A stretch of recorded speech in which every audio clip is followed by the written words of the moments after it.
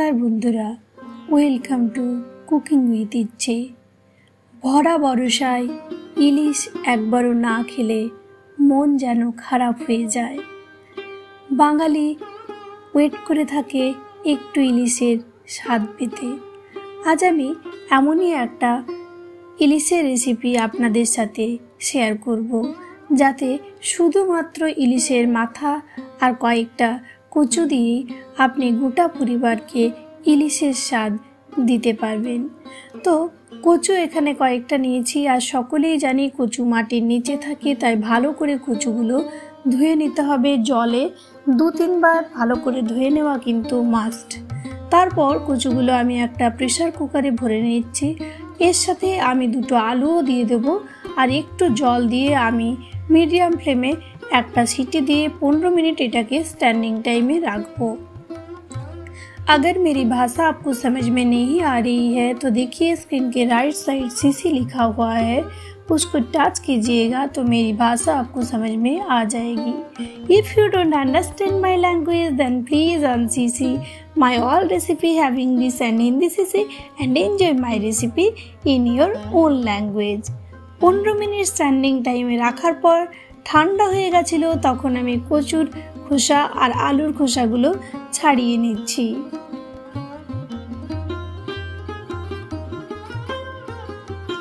খুব সুন্দরভাবে সেদ্ধ হয়ে গেছিল, তবে আপনার জল এবং কচু কীরকম কোয়ালিটির সেই রকম অনুসারেই কিন্তু সিটিটা দিতে হবে, তাই এটা কিন্তু নিজেকে একটু বুঝে নিতে হবে।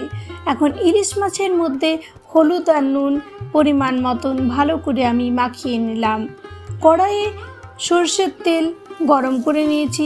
সরষের তেলটা হাই ফ্লেমে খুব ভালো মতো গরম করে নিয়েছি ধোয়া ওঠা অবধি। এখন মাছটাকে এটার মধ্যে ছেড়ে দিলাম আর মাছের মাথাটাকে ভালো করে এখানে কিন্তু আমাদেরকে ফ্রাই করতে হবে, না হলে কিন্তু টেস্টটা পারফেক্ট আসবে না।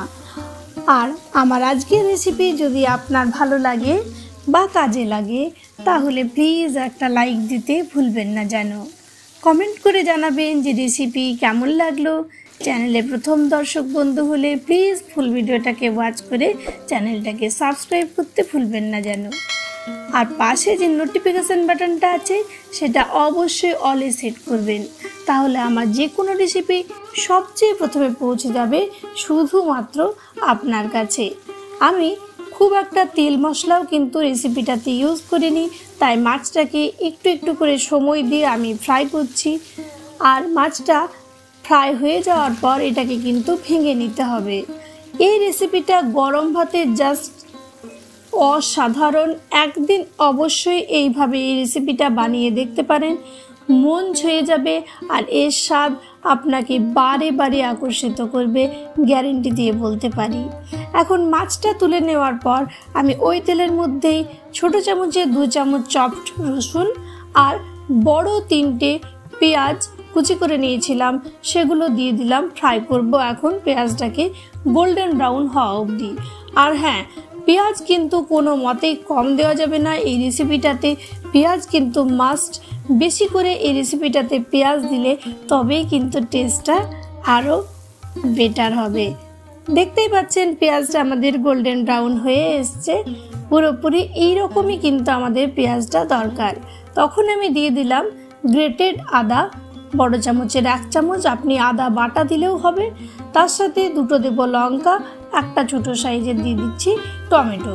তবে লঙ্কাটা আপনারা এর চেয়ে বেশিও অ্যাড করতে পারেন, সেটা আপনার টেস্টের উপর ডিপেন্ড করছে। দিয়ে দিচ্ছি পরিমাণ মতন হলুদ, ছোট চামচের 1 চামচ ধনের গুঁড়ো, ছোট চামচের 1 চামচ জিরের গুঁড়ো, 1 চামচ দিয়ে দিলাম ছোট চামচের নুন। তবে নুনটা আপনি পরিমাণ বুঝে দেবেন, কীরকম গ্রাভি রাখবেন, কীরকম আপনার পরিমাণ আছে সেটার উপরে। আর দিলাম একটু জল আর একটু চিনি।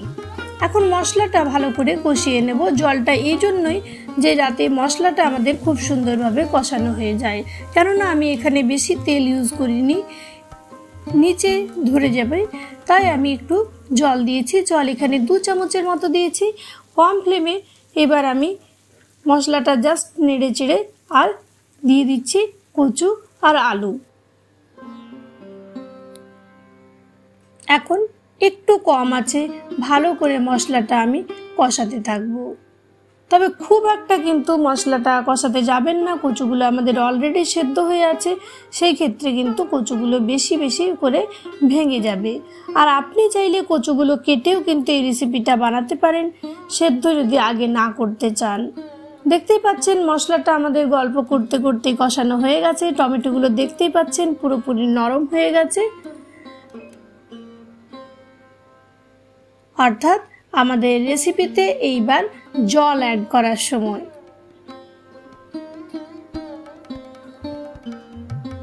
দিয়ে দিলাম একটু জল। আপনি যদি বেশি কারি রাখবেন তাহলে অবশ্যই জলটার পরিমাণটা বাড়িয়ে দেবেন। তার সাথেই এইটার মধ্যে এখন আমাদের ভেজে রাখা মাছটাকেও আমি অ্যাড করে দেব। আপনি চাইলে এই পর্যায়ে বা নামিয়ে পরেও একটু গরম মশলা দিতে পারেন, আমি কিচ্ছু দিইনি, কেননা তাহলে ইলিশের যে ফ্লেভার সেটাই শেষ হয়ে যাবে। এইভাবেই কিন্তু কম আঁচে 5 মিনিট রাখবো ইলিশের ফ্লেভারটা এটার মধ্যে অ্যাড করার জন্য।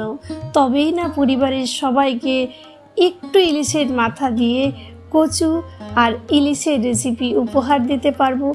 এমনই নিত্য নতুন রেসিপি নিয়ে প্রতি সোম শুক্র সন্ধ্যে 6টায় আমি হাজির হয়ে যাব আপনাদের কাছে।